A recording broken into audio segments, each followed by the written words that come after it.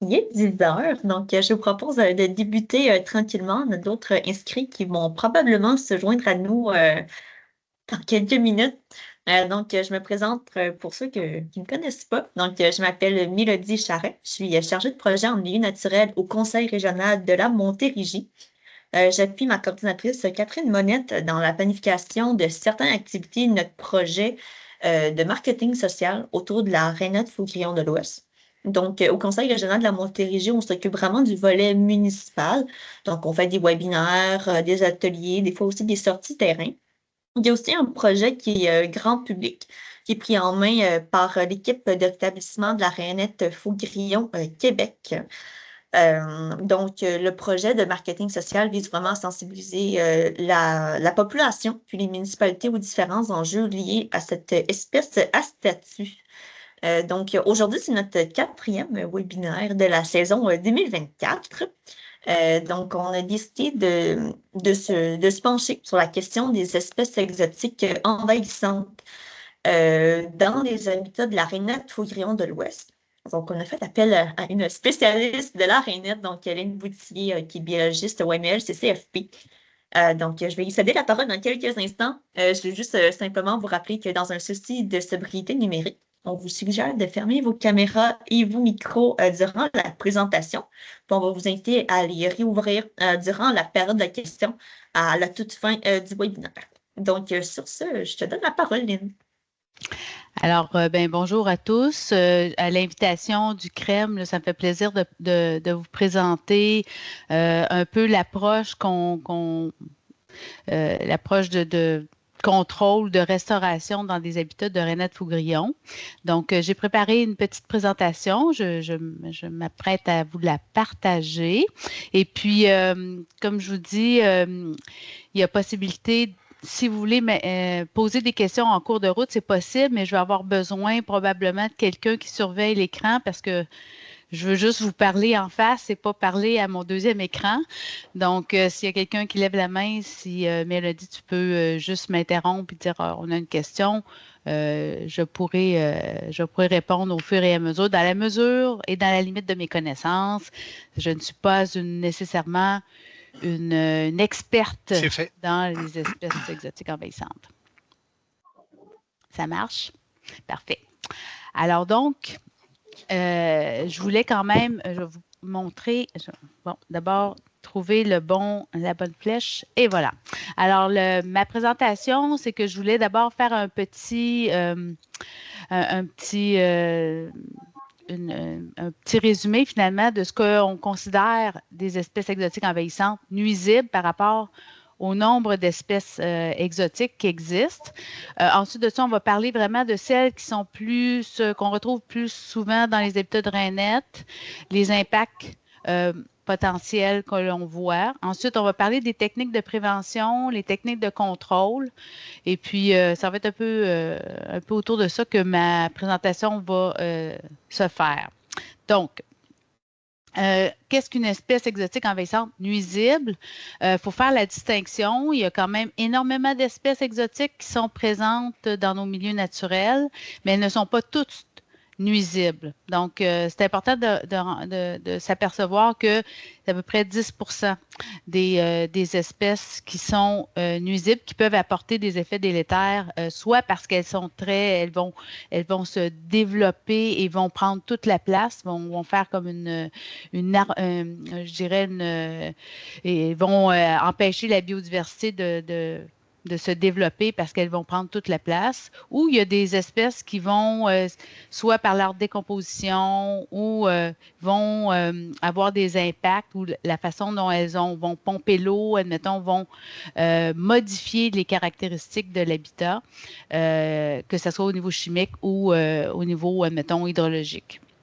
Donc, il y a certaines plantes aussi exotiques, comme dans le cas du roseau, qui est un proche parent d'une espèce indigène. Donc, on peut trouver des fois du roseau qui est non envahissant. Donc, c'est important des fois d'avoir une bonne connaissance des espèces pour pouvoir vraiment agir à la bonne place et envers la bonne espèce. Donc, c'est important de dire aussi que des plantes introduites au fur et à mesure, ils ont occupé, mais sans prendre trop d'espace, sont devenues dites naturalisées. Donc, on va, disons, prendre en compte que ces espèces-là sont présentes, mais que finalement, ils font partie maintenant de notre biodiversité florale. Alors, c'est important de savoir quels sont les vecteurs de propagation. Puis, il y a vraiment beaucoup d'informations sur l'Internet sur ces voies de propagation-là parce qu'il y a des plans au niveau des canadiens et au niveau aussi des provinces pour vérifier certaines voies prioritaires à surveiller. Donc, je vous fais une liste un petit peu ici de ce qu'il y a sur la Convention de la diversité biologique sur les voies prioritaires à surveiller. Parce que dans une approche pour essayer de limiter l'impact des plantes exotiques nuisibles, il faut bien entendu avoir un gros volet de prévention. C'est très, très important. Donc, historiquement, c'est vraiment par le transport des biens des personnes et quelquefois des catastrophes naturelles. Je prends par exemple la grande inondation qu'on a eue en 2011, entre autres dans le fleuve, pas dans le fleuve, mais surtout le lac Champlain, la rivière Richelieu. Ces immenses inondations-là ont fait que des espèces de poissons exotiques se sont appropriés de nouveaux territoires. Ça peut être pareil pour le réservoir de graines aussi. Donc, ça peut changer beaucoup la façon dont les espèces vont se disperser. Il y a beaucoup, malheureusement, au niveau de la flore, le commerce. Entre autres, la renouée japonaise est une espèce qui a été beaucoup vendue dans les pépinières parce que c'est très beau, ça laisse pas aucune autre espèce arbustive prendre la place, mais maintenant, on est prêt avec des problématiques importantes. Donc, il y a vraiment un travail à faire avec les pépinières pour puis aussi sensibiliser les gens qui veulent faire des aménagements paysagers, d'éviter des espèces qui sont problématiques. Bien entendu, il y a la perturbation du sol, on le voit. Quand les gens interviennent, que ce soit dans les fossés, que ce soit pour faire des travaux de toutes sortes et qu'on perturbe le sol, il y a des espèces, dont le roseau commun, qui prennent avantage de ça et qui prennent la place rapidement et ne limitent à ce moment-là la végétation naturelle. Donc, il y a des précautions à prendre pour éviter ça.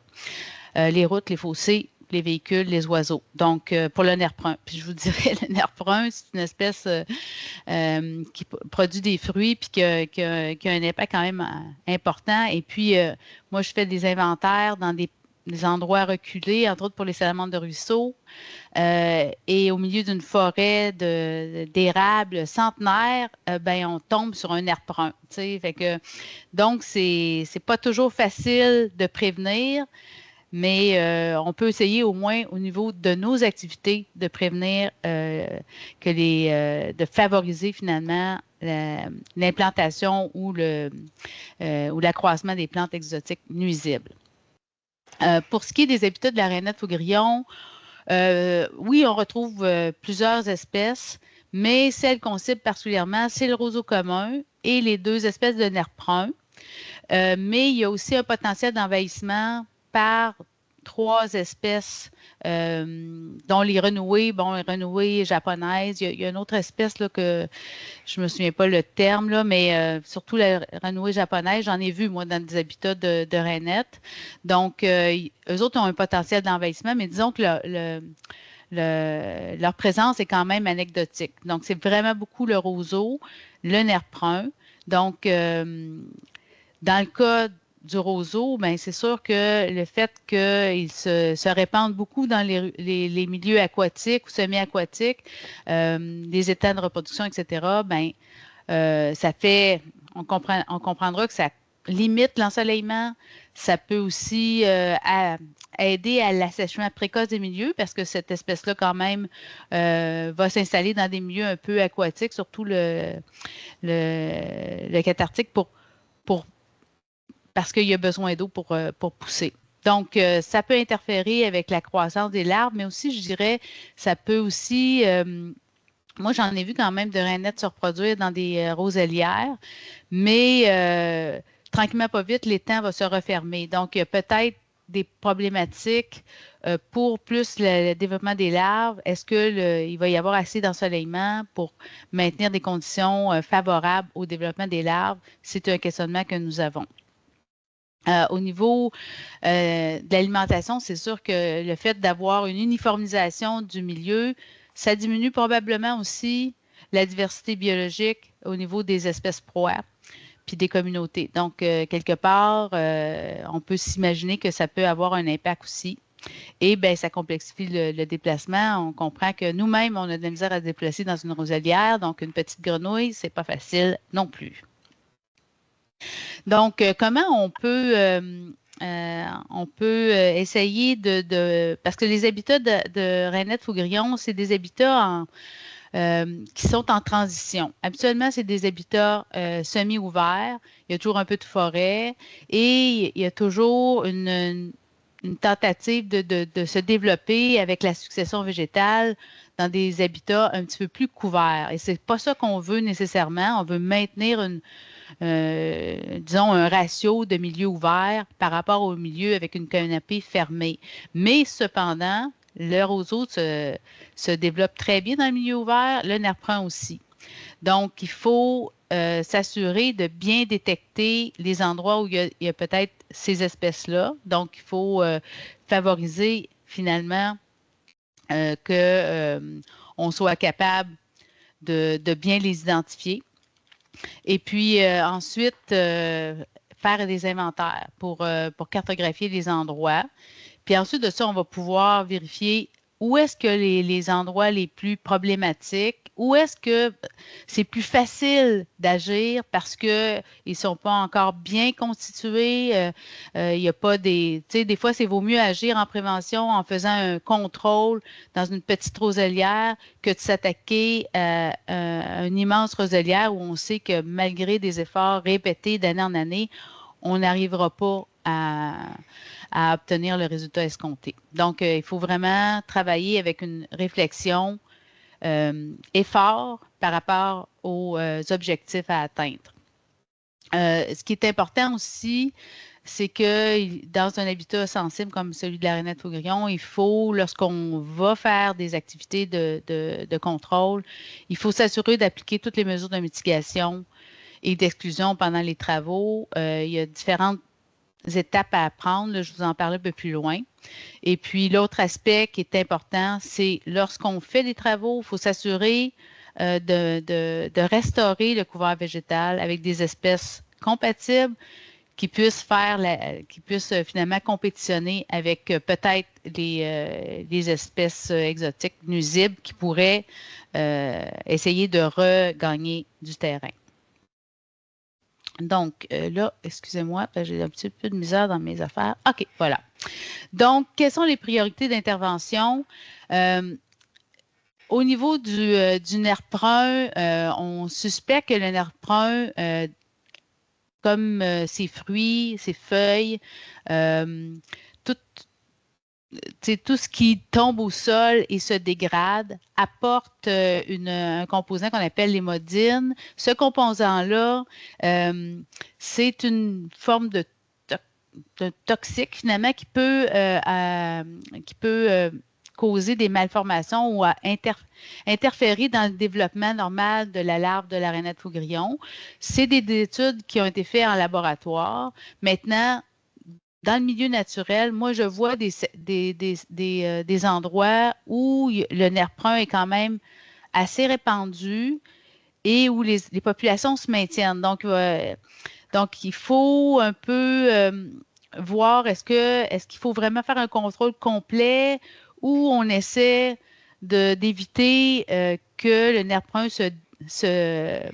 prennent plus d'espace. Il faudra voir pour chacun des... Mais en attendant d'avoir des résultats pour dire, en milieu naturel, est-ce que l'hémodine se dégrade? Est-ce qu'elle a moins d'impact que, mettons, en laboratoire? Il faudra voir. Mais c'est sûr que potentiellement, elle peut nuire au développement des larves. Donc, on va vraiment travailler plus dans les sites de reproduction. Puis si je vous dirais que dans un ensemble de sites de reproduction, on va essayer à l'intérieur d'une population de travailler dans les sites qui soutiennent une bonne abondance. Si on a des priorisations à faire, on va aller là où les impacts de notre lutte, de notre lutte vont donner de meilleurs résultats parce que ça coûte cher, bien entendu, de faire des actions de lutte.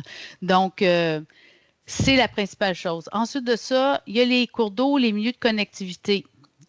Donc, ces milieux de connectivité, c'est souvent le long de cours d'eau, de fossés, toutes les voies d'écoulement. Vous comprenez que la petite grenouille à cette taille-là va facilement pouvoir se déplacer là où il y a de l'eau. D'ailleurs, ça correspond souvent aux ces déplacements majeurs, mettons, avant la reproduction, quand il y a la fonte des neiges, donc il y a beaucoup d'écoulement, elle va facilement faire ses migrations pour aller à l'étang dans les écoulements, ou bien donc à la fin de la reproduction.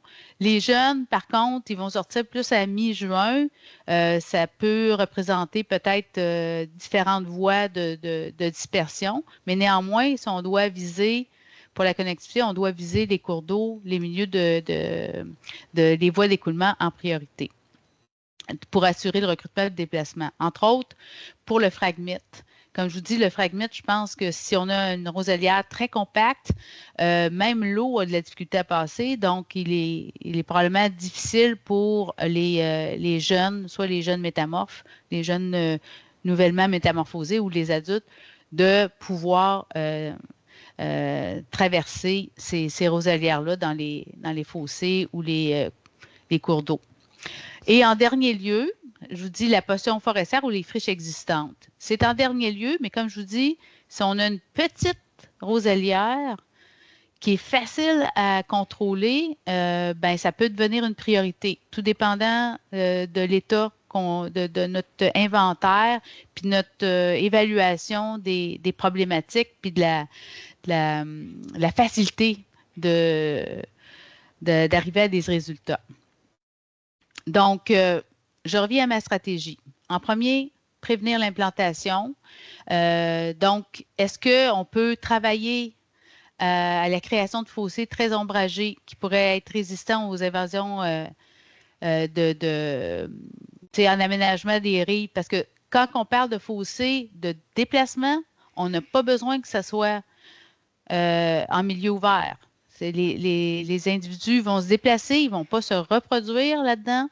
Donc, on n'a pas besoin que ça soit vraiment très milieu ouvert. Donc, on peut créer des rives plus ombragées pour s'assurer qu'on lutte un peu efficacement à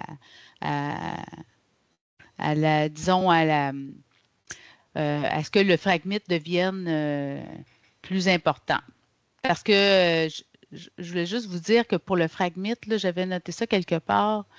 Attendez-moi 2 minutes, je vais revenir à ma le roseau produit 3 fois plus de biomasse que le roseau indigène. C'est quand même en système racinaire, là, parce qu'il fait des grandes racines qui se promènent même soit dans le sol ou soit au-dessus du sol. Puis en 4 mois, un plant peut produire de 20 à 80 nouvelles boutures le long de ces racines-là. Donc, c'est vraiment un facteur important à considérer. Là. Si on a une petite roselière, peut-être qu'il faut s'attaquer à ça tout de suite parce qu'un coup qu'elle va avoir pris le dessus, ça va être très difficile de travailler pour le contrer. Pour l'instant, pas de questions. Tout le monde est-ce que ça va bien? Mon débit est bien? Je suis bien compréhensible? Oui? Ah, oui, madame. Ça va? OK, parfait. C'est bon. Alors, donc, pour ce qui est de prévenir, c'est ça. Maintenir de la végétation herbacée dense. Si on a, admettons, un projet d'aménagement ou quoi que ce soit, on doit revégéter, essayer de penser à des végétations herbacées qui prennent de l'ampleur, puis qui peuvent être quand même assez hautes, de 50 à 75 cm. Là, on le voit souvent dans l'habitat de la rainette. Il y a souvent des framboisiers, des verges d'or, des spirées. C'est comme des friches, mais avec d'une bonne hauteur. Donc, on peut aussi décider de pratiquer des éclaircies autour des espèces qui sont désirables pour les aider un peu à s'épandre autour. Il y a aussi possibilité de créer des microsites de plantation d'espèces indigènes là, ligneuses.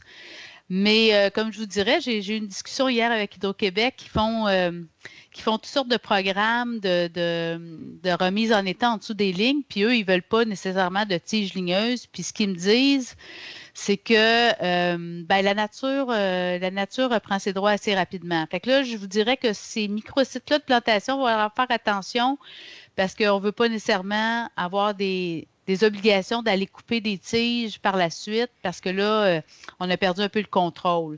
Donc, ce troisième point-là, je mettrais quand même un petit bémol.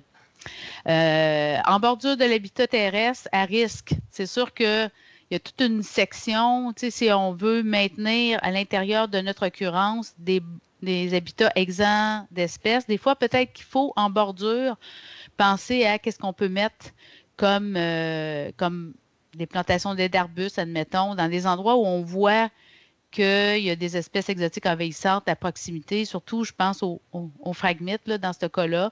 Il y a eu des expériences qui ont été faites par le ministère des Transports le long de l'autoroute 35, je pense, entre autres. Là.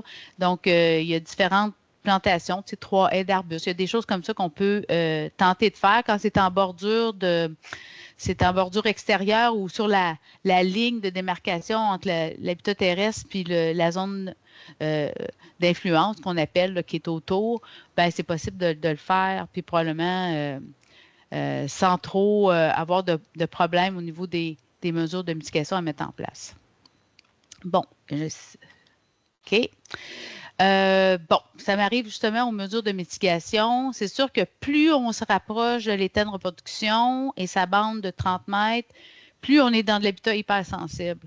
Donc, il faut s'assurer de respecter plusieurs choses, donc les périodes critiques à respecter.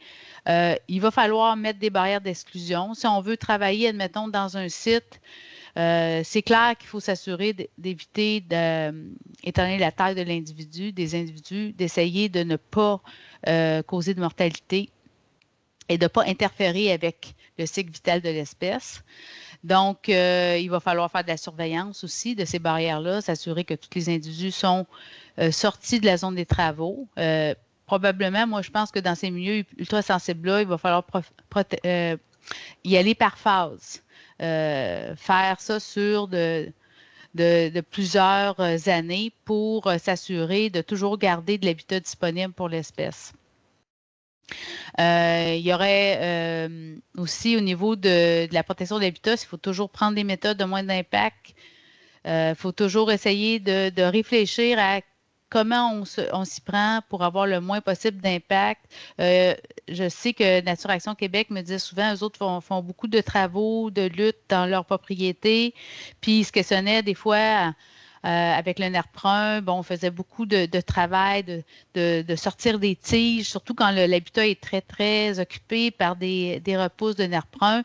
Fait que là, à la fin, quand ils voyaient tout ce qu'ils avaient fait, ils disaient, bon, mais on a l'impression d'avoir bouleversé le milieu par nos méthodes. Mais des fois, on n'a pas vraiment le choix, mais c'est pour ça que c'est important de choisir les bonnes cibles, puis de prioriser là où ce que disons, les impacts et les bénéfices vont être, les impacts vont être mitigués, puis les bénéfices vont être vraiment intéressants. Donc, c'est toute une réflexion qu'on doit faire.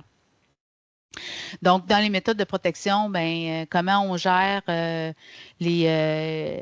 mettons, si on fauche le phragmite, on coupe des semenciers de nerf brun, qu'est-ce qu'on fait avec les résidus? Donc, il y a toute une réflexion qui doit être faite aussi, s'assurer qu'on a des aires d'entreposage conformes. S'il y a des produits problématiques, il faut qu'on les entrepose hors de l'habitat. Mettons, on coupe des des nerfs bruns, ben, on ne peut pas laisser ça en place puisque c'est la dégradation des parties du nerf brun qui va être une source d'hémodine. Donc, tu sais, il faut vraiment travailler avec des méthodes et des mesures de mitigation très, très élaborées dans toutes les phases du projet.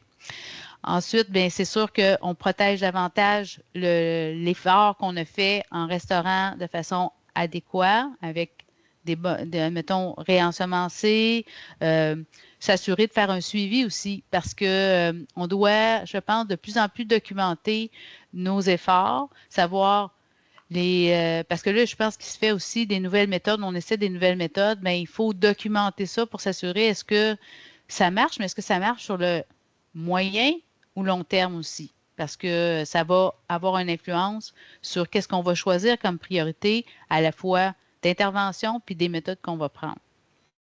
Donc, en gros, les périodes, là, c'est on évite le dégel au mois d'août parce que c'est là que l'espèce va se déplacer le plus possible. C'est là que la majorité de toute la phase de reproduction. Puis moi, quand je parle de phase de reproduction, je pense nos individus adultes sortent d'hibernation, s'en vont à l'étang, se reproduisent, sortent de l'étang, ensuite le développement des larves et la sortie des métamorphes ou des jeunes métamorphosés. Donc, tout ça est inclus entre le dégel et le 1er août. Donc, on évite totalement d'agir à cette période. Dans la période suivante, disons du 1er août au 15 octobre, là, à certains endroits, on peut, si on prend des mesures pour protéger les individus, on peut faire certains travaux, surtout des travaux manuels. Et à partir du 15 octobre jusqu'au dégel, ben là, si on a besoin de machinerie, si on prend des moyens plus importants, ben là, on choisit cette période-là.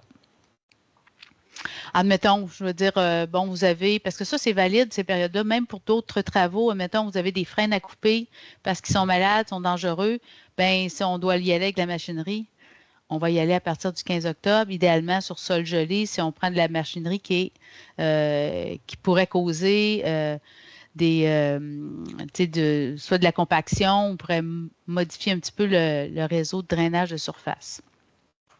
Donc, tout est dans aussi la préparation du chantier. Comme je vous dis, il faut s'assurer que les gens en place soient au courant des mesures de mitigation, soient au courant des endroits qui sont contaminés, des zones sensibles, pour éviter que par erreur puis par méconnaissance, il y ait, mettons, une machinerie qui pourrait travailler à un endroit pour mettons, excaver. Admettons qu'il y aurait une excavation pour du fragmite. Je dis ça comme ça, là. Puis que cette machinerie-là, en transportant, soit parce qu'elle a joué, tu sais, elle est pleine de morceaux, puis elle transfère, puis elle passe en bordure d'un milieu de reproduction, puis hop, il tombe 2-3 morceaux ou des graines de nerf brun ou peu importe. Ben là, on se trouve à avoir pas vraiment réussi à éviter de disperser le problème. Donc, il faut vraiment regarder tous les accès, comment on va circuler sur le terrain, puis on identifie tout ça correctement. Les clôtures d'exclusion sont un moyen vraiment important pour s'assurer que là où on va travailler, là on va faire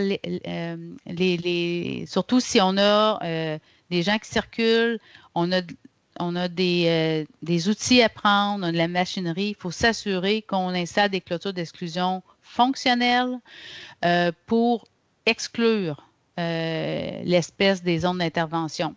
Souvent, on va les installer pendant l'automne. Pourquoi je demande que ça soit à l'automne? Parce que c'est l'époque où l'espèce se déplace moins, hein, parce qu'elle doit constituer des réserves pour passer la période d'hibernation. Donc, elle va moins se déplacer, moins faire de déplacement. Donc, on va faire ça à l'automne.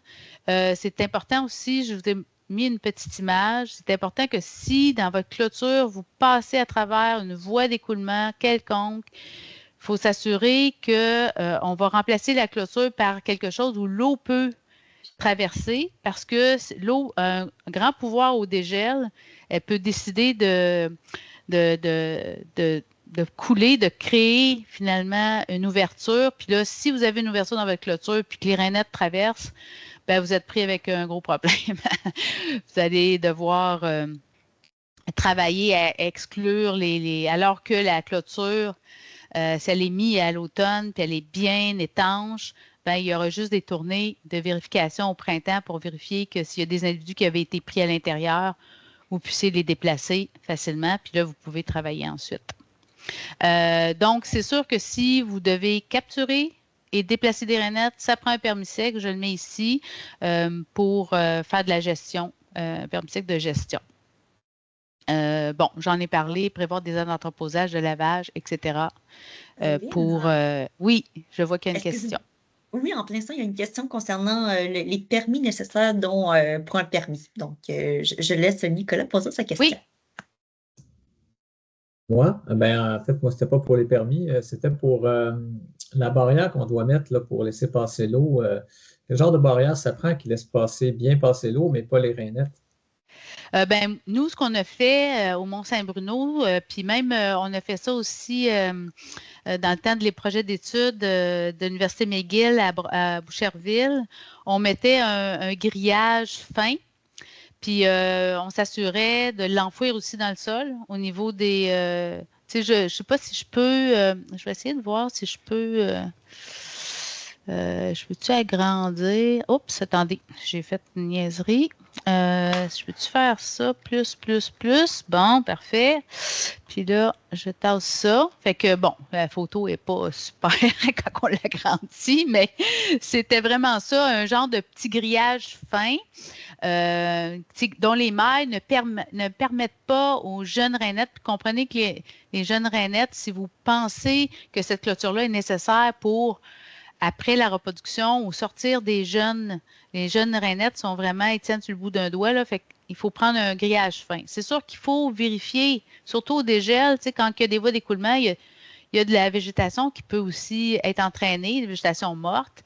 Donc, il faut aller faire de toute façon s'assurer que la clôture fonctionne toujours bien à intervalles réguliers, à des moments clés. Admettons, au dégel, on sait qu'il y a beaucoup d'eau, donc on va aller voir est-ce que ça fonctionne bien, est-ce que la clôture tient bien, l'enfouissement est bien fait, puis on va retravailler ça au fur et à mesure.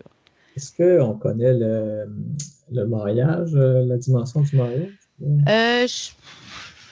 Je pourrais. Je me disais, peut-être pas.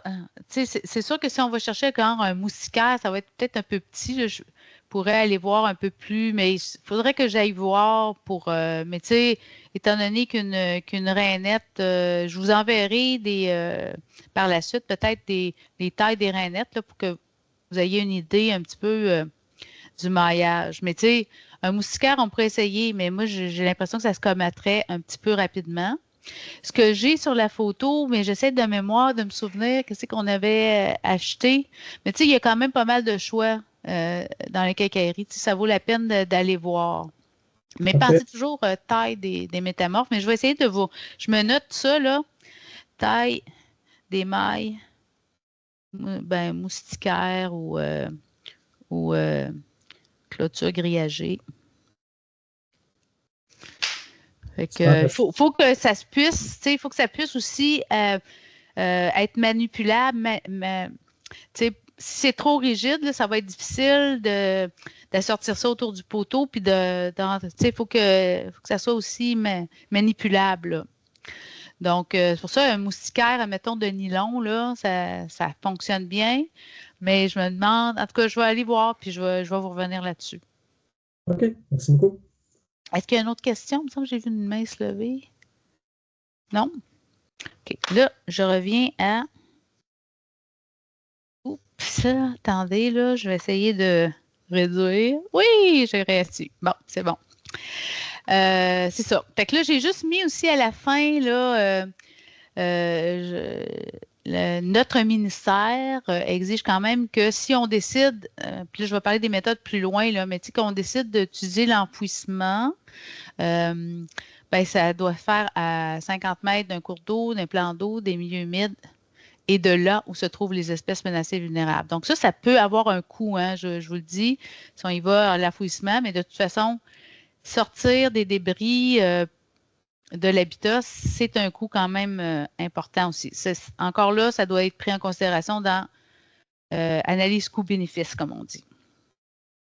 Bon, les techniques de lutte pour le roseau et entre parenthèses la renouée, je pense que la fauche répétée est pas... oui, ça peut sembler une façon de diminuer, mais je ne pense pas que ça donne vraiment des résultats très importants, très intéressants, à moins que ça soit sous l'eau. Fait que, tu sais, les techniques connues, il y a la grosse technique, là, on arrache. On arrache le rhizome, on enlève dans les premiers 5 cm. C'est ça qui souvent donne beaucoup de résultats. La renouée, par contre, je pense qu'il faut aller plus creux parce qu'elle a des racines encore plus creuses. La renouée, c'est vraiment une espèce problématique. Fait que si vous avez juste une petite talle, je pense que là, je vous dirais, ça, c'est une priorité parce qu'après ça, ça va prendre énormément d'efforts. Fait que donc, pour l'arrachage, on a mis notre clôture autour du secteur. On s'est assuré qu'il n'y avait pas de rainettes. On peut, en été, d'abord couper la partie aérienne pour permettre de plus rapidement d'arriver au sol. Puis après le 1er août, vraiment la pelle et tout ça, on peut couper et arracher le rhizome, soit avec une débroussailleuse ou une pelle, etc. Puis on peut décider de bâcher par la suite, ce qui empêcherait de nouvelles repousses de faire. Le bâchage peut être fait aussi, même si on n'a pas été chercher la racine. On peut faire un bâchage. Moi, j'ai lu dans les techniques, c'est que le bâchage doit être là en place au moins un minimum de 2 ans. C'est bien important. Puis pour la renouée, 6 ans. Vous comprenez que la renouée, puis souvent, il faut que le bâchage soit plus grand que la talle qu'on a traitée. Parce que ça se promène en dessous de la terre aussi, les rhizomes. Donc, il faut environ 2 mètres de chaque côté minimalement. Et puis, il faut prendre une membrane particulière. Là, j'ai mis en encadré là, le type de membrane qui habituellement est mentionné dans les sites que j'ai visités puis les livres que j'ai lus. Est-ce qu'ils font... Oui, j'ai une question. Oui, c'est encore moi. J'en ai quand même pas mal ce matin. Il n'y a pas de problème. Moi, je suis à l'aise avec ça. Je ne suis pas une sommité, mais je vais essayer de vous renseigner aux mesures de mes connaissances. Ben, la question, c'est sur le bâchage. Sachant qu'on sait que les rainettes, ils vont aller se terrer en milieu terrestre pour passer l'hiver, là. Comment on fait pour s'assurer qu'on ne recouvre pas justement la rainette enfouie avec une bâche? Faut-tu faire, par exemple, une zone d'exclusion avant, se débarrasser de toutes les rainettes, puis après ça, bâcher? Je veux dire, c'est quoi la qui est recommandée? Puis les dates là, pour faire ça à peu près. Là, oui, bien, encore là, je pense qu'il faut procéder par section, premièrement. Tout dépendant des cas, mais je dirais, généralement, ce que je pourrais dire, c'est que moi, ce que je considère qui serait intéressant, c'est d'abord d'installer une clôture d'exclusion à l'automne. Le printemps suivant, on vérifie, est-ce qu'on a dans notre zone d'exclusion des rainettes? Est-ce qu'on a des endroits où est-ce qu'elles pourraient être? Mettons, si on a... si c'est un milieu humide, là. Donc, faut s'assurer, on va aller voir, est-ce qu'on entend des rainettes chanter dans cette portion-là qu'on a exclue? On les déplace dans l'autre portion.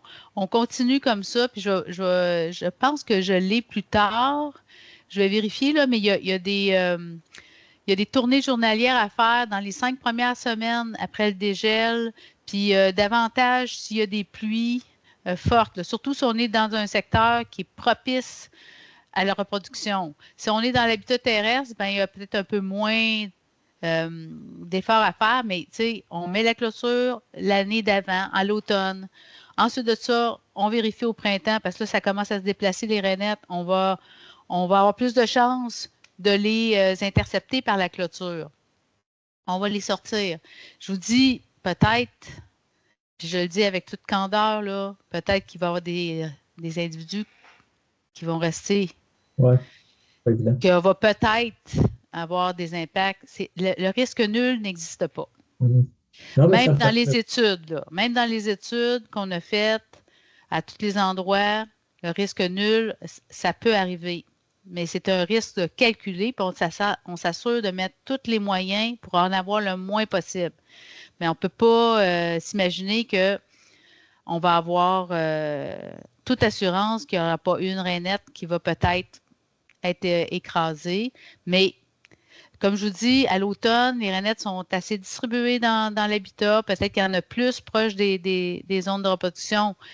Mais nous, on a fait, à un moment donné, à notre titre d'étude à Boucherville avec l'Université McGill, on a vérifié à l'automne, on a fouillé dans des parcelles de 1 mètre carré, jusque dans les premiers centimètres du sol, puis on a trouvé très peu de rainettes, ce qui veut dire qu'ils sont quand même allés assez distribués dans l'environnement. Donc, moi, ça me rassure un peu en disant, si on y va par section, on a des chances qu'il y a des rainettes autour qui sont pas dans notre zone d'intervention, puis qu'on va aussi faire le minimum pour vérifier que ceux qui sont là, puis qui vont commencer à se déplacer au printemps, on va les déplacer. Ensuite de ça, lorsqu'on est à peu près sûr qu'on a, là, on va plutôt travailler à partir du mois d'août, mais peut-être avant, parce que le phragmite, ça fait des graines, puis mais ça pourrait être un peu en juillet. Là, on sait qu'il n'y a, en théorie, pas de rainettes. On va à ce moment-là faucher, puis on va faire nos travaux à l'intérieur de la zone d'exclusion, puis on va avoir prévu des voies de sortie pour le matériel, puis on va le faire à ce moment-là, en fin d'automne. On va sortir le matériel. Donc, puis on va bâcher. On va bâcher à l'automne. Puis moi, je me dis que les clôtures d'exclusion, ça va être, on pourrait les laisser en place en autant qu'on les surveille pour s'assurer après l'hiver, est-ce qu'ils sont en bon état aussi, quoi que ce soit. Mais c'est pas une nécessité nécessairement. Là. Si c'est bien important que la membrane soit assujettée au sol, puis qu'on mette des ancrages pour s'assurer que ça tient bien puis que ça ne relève pas. Parce que c'est possible que il y a des couleuvres qui aillent en dessous parce que c'est chaud puis tout ça. Donc, on essaie autant que possible de bien assujettir la bâche au sol. Fait que j'espère d'avoir bien répondu par rapport au bâchage. OK. J'ai une autre question. Oui, bonjour, Mme Boutillier. Oui. Est-ce que le ministère ou encore d'autres organismes partenaires comme Conservation de la Nature Canada ou d'autres groupes ont déjà produit des vidéos qui permettraient de démontrer les techniques que vous nous expliquez? Puis si la réponse est non, est-ce qu'il y aurait un intérêt à pousser l'idée d'en générer des vidéos? Oui, il y a vraiment un intérêt parce que je vous dis, nous, on est en train de faire un guide des bonnes pratiques, là. Et puis, j'utilise moi-même quelques photos, mais clairement, ça serait quelque chose qui serait intéressant à monter parce que les gens, effectivement, il faut se mettre au goût du jour, là. Les gens lisent moins, puis on essaie de mettre le moins possible d'écrit, mais on est habitué à ça, nous autres, hein? On écrit. On a une tendance à écrire beaucoup, mais faire des guides qui soient très imagés, puis je retiens votre idée, puis je la note parce que ça serait vraiment quelque chose d'important parce que faut démocratiser le travail qui est fait par quelques organismes présentement. Et comme je vous dis, moi, je n'ai pas procédé moi-même à faire de la lutte. Je donne des recommandations, mais il y a vraiment des gens qui ont eu les 2 pieds sur le terrain puis qui l'ont fait. Donc, ça serait vraiment intéressant de pouvoir fournir fait que je le note, vidéo Puis je pense que ça pourrait, je vois que, je ne sais pas si Véronique est là, Véronique, la coordinatrice de l'équipe de rétablissement, ça serait peut-être un projet qu'on pourrait déposer pour financement, de monter ce genre de vidéo-là, puis d'aller, parce que c'est quelque chose qu'on voit souvent aussi, en étant en Ontario, puis aux États-Unis. Les groupes qui font des actions de lutte, ils vont filmer, puis ils vont faire des capsules, puis c'est vraiment intéressant.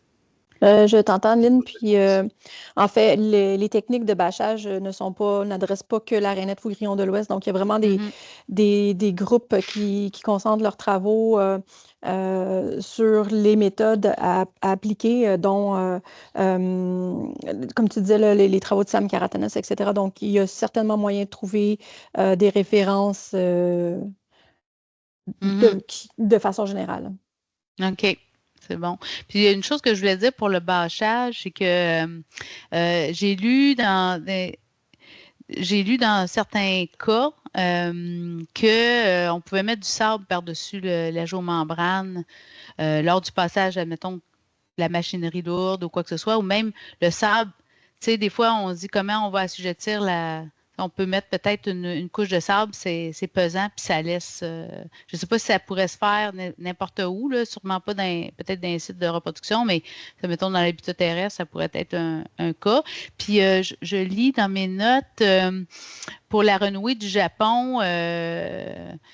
Admettons, comment on peut se débarrasser des sols contaminés? Ben, il y en a qui, en tout cas au Japon, ils font, je pense qu'ils mettent ça dans une géomembrane, ils recouvrent le tout d'une couche de sol. Mais je ne sais pas si ça pourrait se faire ailleurs. Il faudrait que ça se fasse ailleurs que dans des sols, dans des habitats d'espèces menacées, là.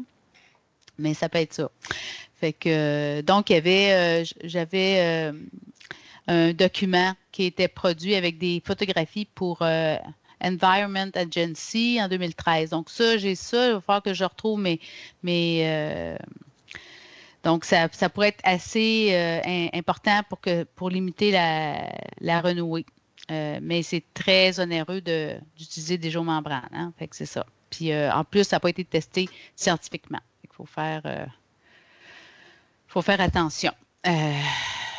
Et voilà. Puis, oui, si on utilise des membranes et on doit faire des joints, c'est bien important que ça soit thermosoudé. Il faut qu'il y ait des joints vraiment importants. Fait qu'il y a toutes sortes de petites techniques. Je ne suis pas, comme je vous dis, une spécialiste, mais il faut peut-être vous référer aux fournisseurs pour s'assurer là, qu'on a nécessairement toutes les bonnes techniques pour s'assurer qu'il n'y a pas d'interstice. Parce que surtout les renouées, là, le moins d'interstices. Des fois, juste, les gens mettaient des pics de métal pour tenir la toile, mais juste le trou de cette broche-là était suffisant pour faire passer une tige. Là. Fait que ça peut être... fait que c'est pour ça que l'idée du sable me semblait intéressante, mais peut-être que c'est pas... En tout cas, le ministère de l'Environnement ne serait peut-être pas d'accord qu'on mette ça n'importe où. Mais bon, je le note quand même. La fauche sous l'eau, c'est une technique qui a été cousue avec une... Attends, je vois que quelqu'un a écrit quelque chose dans la... Mais est-ce que tu peux le dire verbalement, que tous entendent? Oui, à l'île aux grues, c'est Pierre Aquin. Oui. À l'île aux grues, les gens utilisent les zones de bâchage pour les roselières sont épouvantables. C'est quasiment 2 terrains de football. Les bâches sont cousues avec une couseuse à poche de patate pour tenir les bâches ensemble. Et ça fonctionne très, très bien. Puis quand vient le temps de désinstaller tout ça, ben c'est comme c'est des coutures de poche de patate, là, on défait ça, pareil comme si on ouvrait. Oui, c'est ça, tout simplement. Fait que ça fonctionne très bien. Il y a une technique pour ça, parce que moi, des fois, j'achète des patates, je trouve jamais le bon fil. C'est sûr qu'il faut pogner le bon fil. Ça, je suis d'accord avec toi. Bien, merci. Puis j'encourage les gens qui ont des... comme je vous dis, là, si vous avez des informations qui peuvent servir à l'ensemble, n'hésitez pas à m'interrompre puis à lever la main, là, puis à dire « Hey, moi, j'ai de quoi dire. » Fait que, on peut mettre en commun nos expériences et nos connaissances. Alors, la fauche sous l'eau, c'est quelque chose qui fonctionne relativement bien.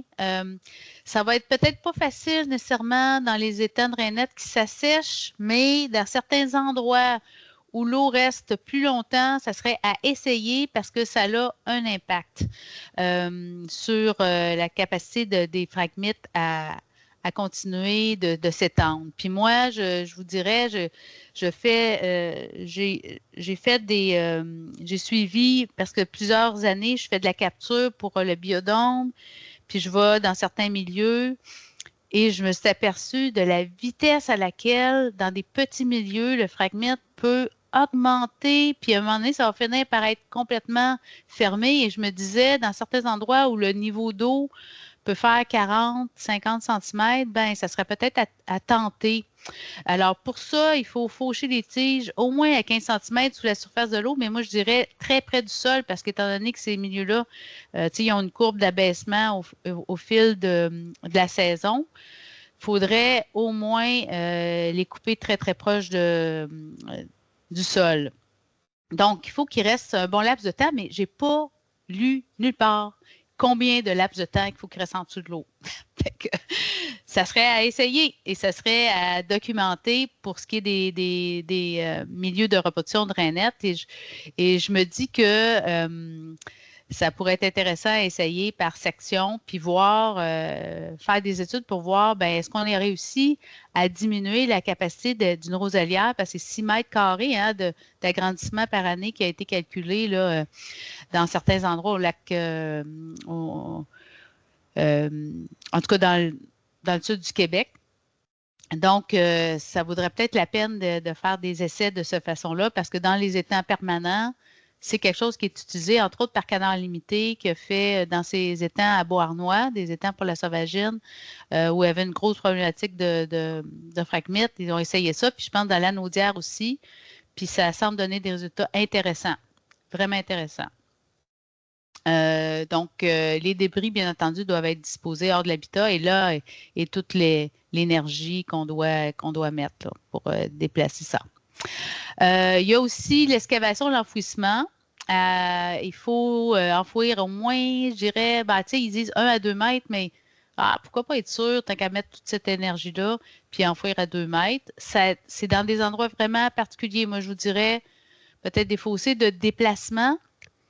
Ça pourrait être une technique qui pourrait être utilisée, toujours par tronçon,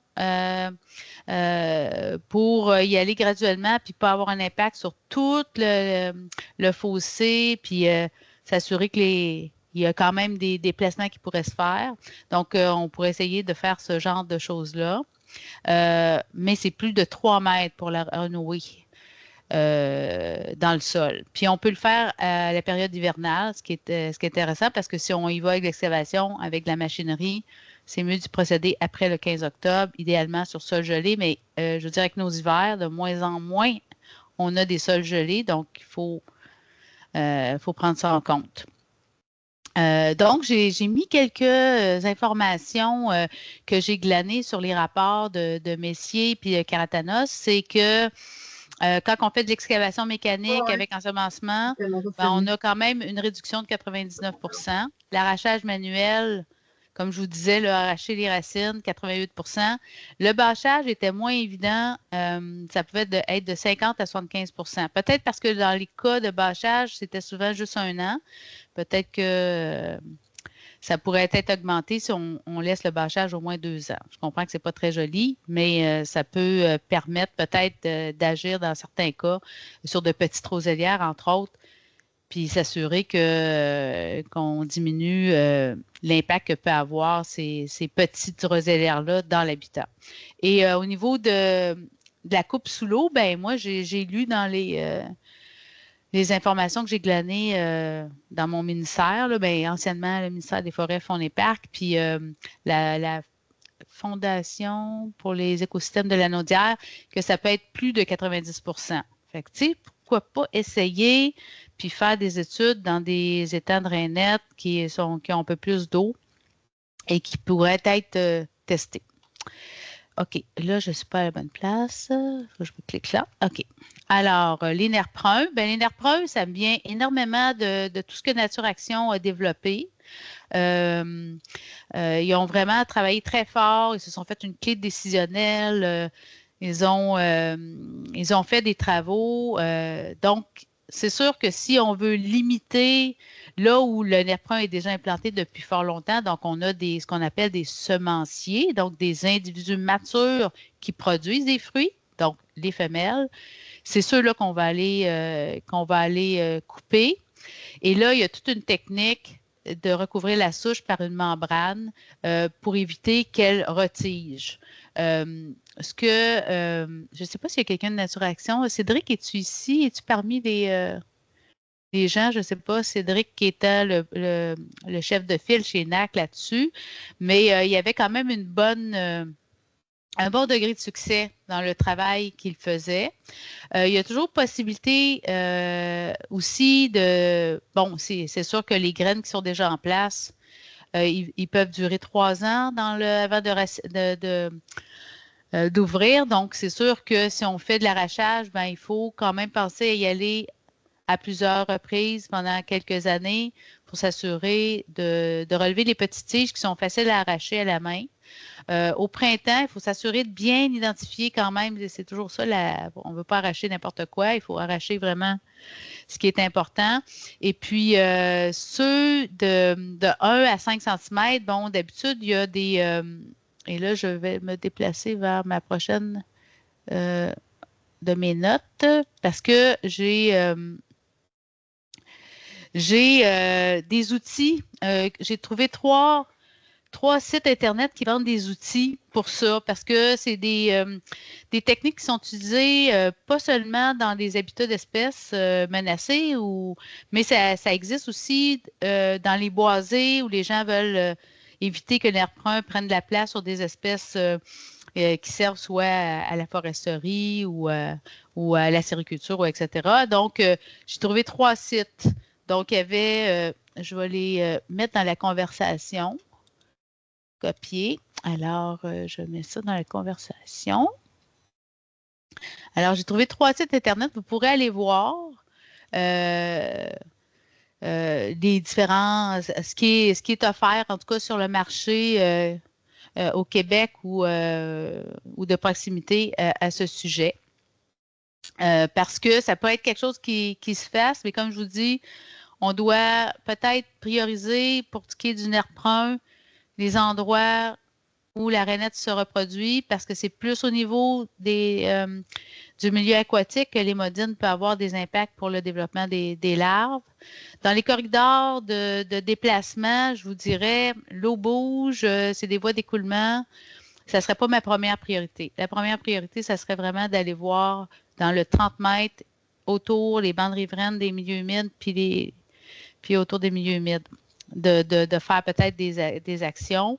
Et je note ici aussi, parce qu'on a eu à un moment donné, c'est quelque chose qui est utilisé en foresterie, une forme d'application. On coupe le nerf brun, puis on met une solution contenant un champignon qu'on appelle Chondrosterum purpureum, qui attaque finalement la souche.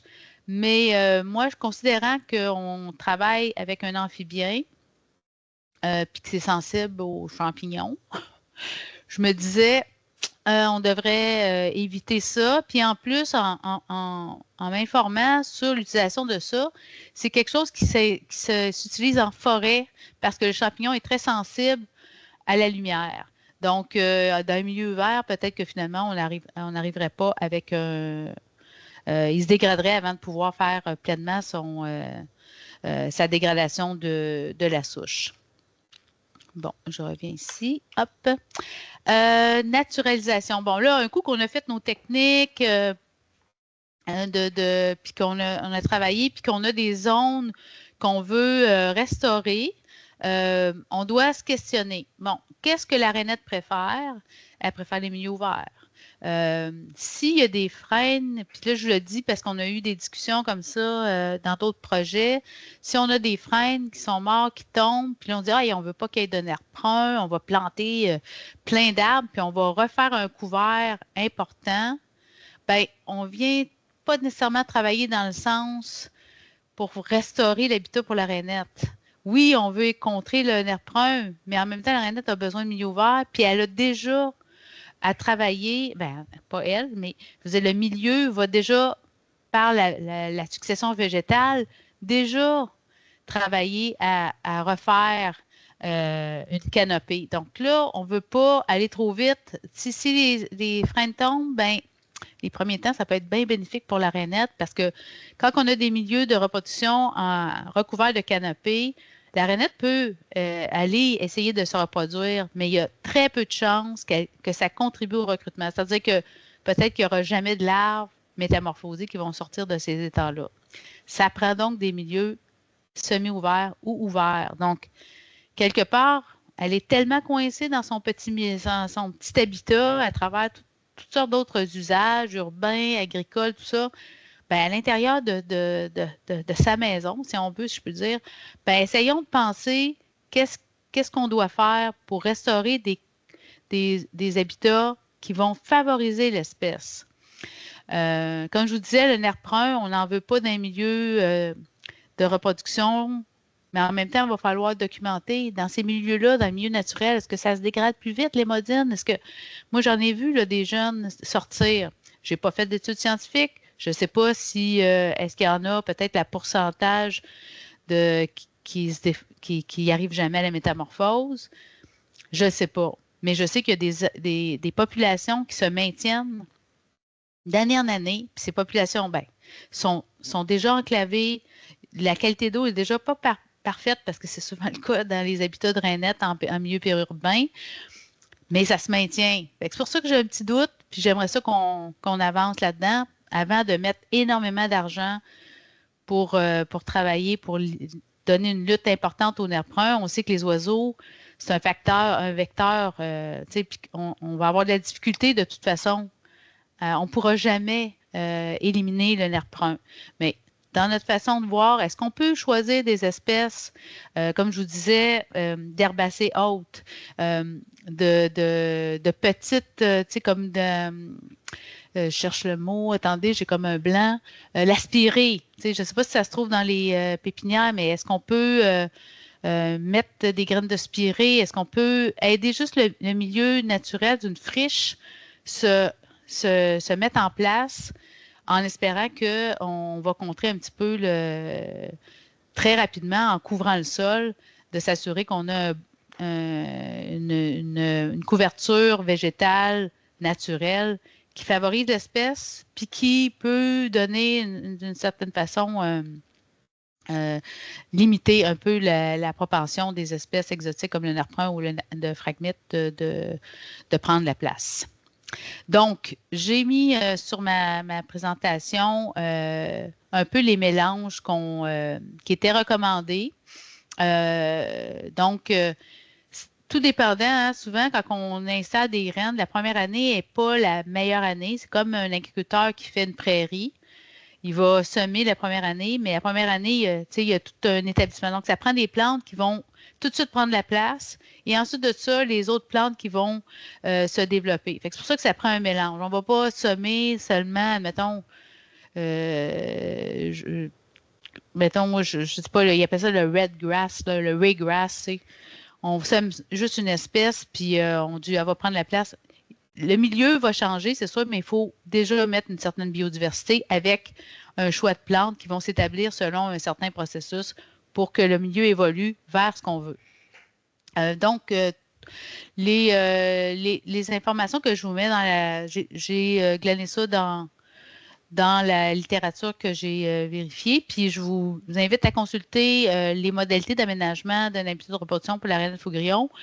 On parle des mélanges, on parle des mesures de la restauration beaucoup, donc vous pouvez aller voir ça. Si les gens veulent, je n'ai pas pensé de mettre le lien, mais ça se trouve sur le web assez facilement. Puis de mémoire, le site rainette.ca, Véronique, je pense qu'il est sur le site rainette.ca. Fait que là, c'est vraiment un endroit facile pour trouver beaucoup d'informations là-dessus. Ensuite de ça, je pars à la prochaine. Faire avancer la connaissance. Donc, je suis rendue un peu à la fin de ma présentation. Ce que je disais au début, c'est que il va venir peut-être d'autres techniques. Il va peut-être avoir des... Je pense que l'important, c'est de vraiment essayer des choses, mais documenter. Documenter, parce que c'est sûr qu'on ne peut pas utiliser d'herbicides, pas dans les milieux humides, c'est sûr, même dans les milieux sensibles, on ne veut pas de pesticides. Puis, donc, si on fait des techniques, il faut documenter l'effort par rapport à l'impact, puis surtout faire des suivis sur le long terme. Nous, on est prêts à accompagner des gens qui voudraient tester des choses. On va vous accompagner, on va mettre en place un protocole, on va voir quelles sont les meilleures méthodes de mitigation à mettre en place, puis on va vous accompagner là-dedans. Parce que l'objectif, au bout, c'est de documenter puis de voir comment on peut mieux agir dans la limite de nos ressources, dans la limite de nos limitations. Comment on peut mieux agir pour s'assurer que les habitats de la rainette vont être restaurés puis entretenus pour favoriser toujours que cette espèce-là se maintienne et éventuellement se rétablisse et peut-être colonise des endroits autour. Donc, pour d'autres conseils, moi, j'ai un excellent livre sur les espèces exotiques envahissantes. En fait, compte, je l'ai lu pour monter la présentation, qui est vraiment intéressant. Donc, et j'ai quelques, je pense, es-tu sur ma prochaine diapo? Non, mais je vais vous le mettre sur la conversation. Il me semble que j'ai mis des liens. Voyons, Lynn. J'ai pas des liens. Bon, donc j'ai peut-être ça quelque part d'autre dans mes affaires, mais je pourrais vous mettre des liens, mais en même temps, c'est très, je vous les enverrai parce que je pense que je les ai pas mis. C'est une erreur à moi. Il y a le site web Sentinelle, bien entendu, là, qui est intéressant, que vous pouvez aller voir, où il y a des photos, vous pouvez signaler les espèces exotiques envahissantes aussi. Sur le site du ministère de l'Environnement, il y a beaucoup d'informations. Même sur le site Environnement Canada, il y a beaucoup d'informations aussi sur les... c'est quoi le livre? Je vais vous le dire. Est-ce que c'était le livre de Claude Lavoie, Lynn, dont tu Oui, faisais c'est ça. référence? Donc, ça s'appelle 40 plantes envahissantes de Claude. Oui. Ouais. Oups. Il y a 2 livres. Il y a la suite qui est les 40 autres plantes envahissantes. Donc, juste à taper plantes envahissantes, Claude Lavoie livre, vous devriez trouver facilement Renaud Bré et autres.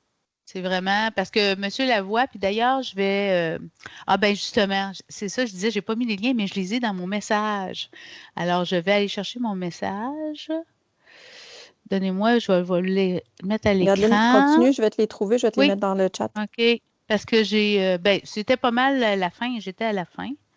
La fin est là. Je peux vous montrer la taille d'une petite rainette métamorphosée au creux d'une main et avec des petites... vous voyez, c'est pas gros, là. C'est épouvantable. Ben, c'est pas épouvantable, mais c'est... Quand on les voit, tu sais, je veux dire, on a beaucoup de photos d'adultes, on dit, ouais, ils sont pas grosses, mais les métamorphes sont minuscules, là, mais vraiment minuscules, fait qu'on s'imagine quand ils s'en vont dans le milieu naturel, c'est normal qu'il y ait beaucoup de mortalité avant qu'ils arrivent à l'âge adulte. Mais pour ça, je voulais vous montrer quand même des photos de jeunes. Un grand merci à vous tous. Merci beaucoup. Merci énormément. Merci. Très intéressant. Merci, Lynn. Ça fait plaisir.